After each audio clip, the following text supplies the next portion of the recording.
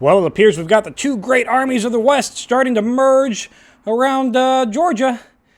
I suspect that we got a battle coming up soon.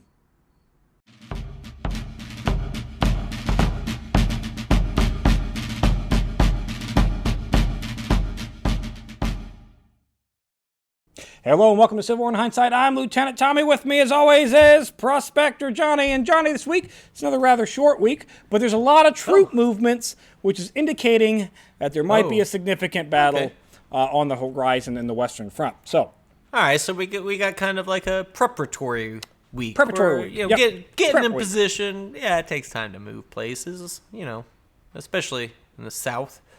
Yeah. Their railroads suck. And yes. They're swampy and hot and gross. Oh, everything about it sucks. Anyways, the week's going to open up on the 11th with skirmishing to the northwest of Georgia around Rome and Davis's Crossroads. Bragg is going to order an attack on a detached Union forces, which that order is going to be ignored, which is going to be the theme of the next week. God, that's just ignoring orders.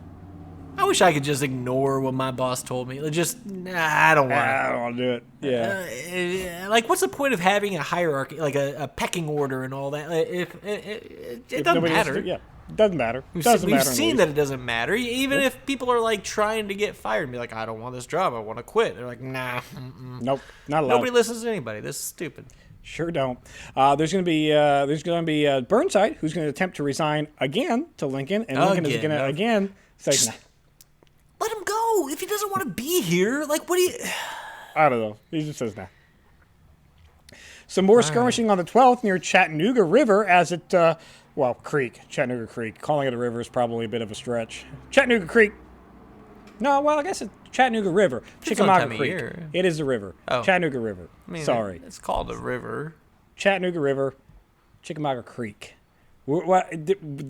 Spoiler. Things are going to happen around Chickamauga Creek. That's why I got my... Anyways, it feels like there may be a battle. We've all been there. Johnny on the horizon.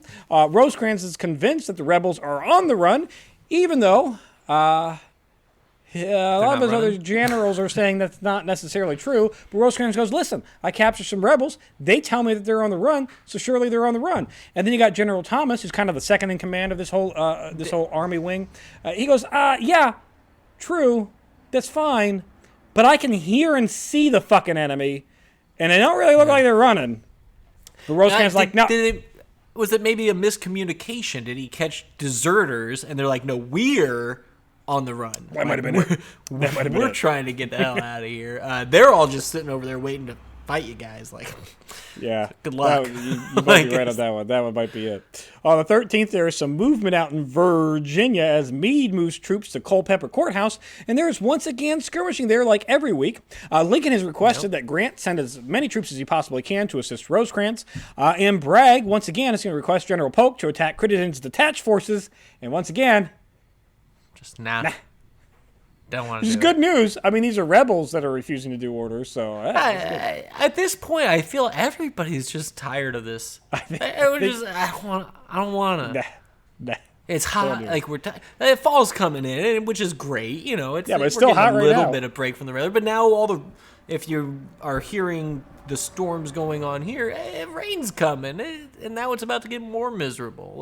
Yep, and cold too. I don't blame. It's gonna be hot, cold. Yep. Well, it's cold in the morning, hot in the day. It's like kind of the worst time of year. Really, in a lot of ways, because you get all dressed up and you feel good, and and then you're hot and you take it off, and then it's cold again.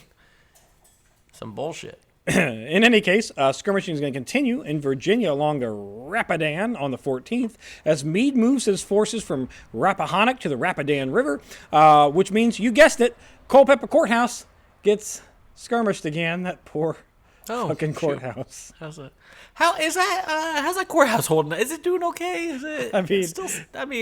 It's sanded. It's got a couple of less windows, maybe. Some bricks, maybe. There might be crumbling. A few that will be replaced. Reports from the front around. Call some masons. Johnny, reports around the front from Virginia has come in that Longstreet, is on his move. Which then would logically get you to sit there and think in the back of your head, all right, well, if Longstreet's not there, that's one less corps that Lee has. Maybe we should attack Lee while he is weakened. No. No, I would not think that at all. I would think maybe we should let him regroup, build his army back up, and then try to fight him. You know, maybe like a week or two after he expects it. So Lincoln telegraphs Meade and says, do it. Go ahead and attack. And then Meade goes, what's Meade say? Nah. I got a battle plan. I'm moving troops-ish. Trust me. Got a plan. And the plan is to, I don't know, maybe not do a whole lot for the next couple of weeks. Take a break. Got a plan. Move some people around. I don't know. Lincoln is going to suspend habeas corpus again. What? This time through the entire country. Wait, did he? Hold on. Did he at one point reinstate habeas? No, but it's been in like specific zones, and now. Oh, okay. So now he's just the entire country. Just an umbrella statement of nobody. At this point, if they deem it's a significant military operation, can arrest you without trial, without cause, without anything. Nice little. Well, I mean, at least definitely everybody in the Army is on the up and up, and detained indefinitely. Be anybody taking advantage of this, and there's not going to be any arrests that would. I guarantee really, you put the right people in charge. You don't need habeas corpus. They've already made the judgment call. They know what's best, and nobody's going to be wrongfully arrested. It's just going to be, the traitors and the people who looked at their wives wrong. I guarantee you there will be no arrests for political reasons to increase one's political positions. Never. It's not. No. Why on earth would somebody do that? That would be insane. That's insane. No, Lincoln's the best. He wouldn't allow it. Wouldn't do that. Nope. Rosecrans can continue to concentrate his forces outside around the Chickamauga Creek area on the 16th. Meanwhile, Trader President Davis is going to write to Lee about his concerns over Bragg's withdrawal from Chattanooga in hopes that he regains the ground. And Lee goes, yeah, what do you want me to do about that? I'm on the other side of the... I already gave you a third of my army. I'm over... I can't... Yeah, just stretch them thinner. That's fine. Just keep on stretching. Keep on stretching.